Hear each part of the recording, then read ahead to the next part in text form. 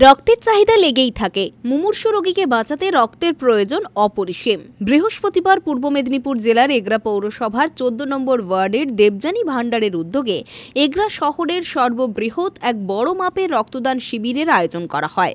এদিন পুরুষ মহিলা মিলিয়ে প্রায় 550 জন রক্তদাতা রক্তদান করেন। এগরা কাঁথি ও নন্দীগ্রাম সুপার স্পেশালিটি হাসপাতালের ব্লাড ব্যাংক রক্ত সংগ্রহ করে।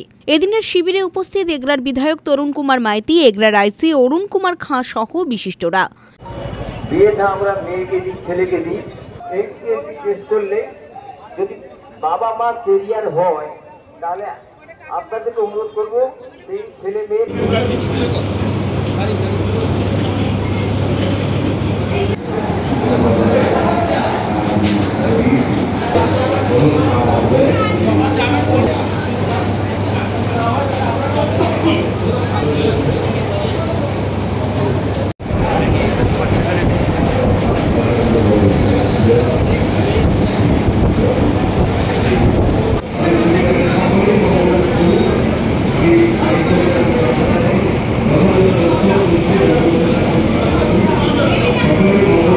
আমরা প্রতি মাসে একটা করে বিভিন্ন জায়গায় করতে পারি।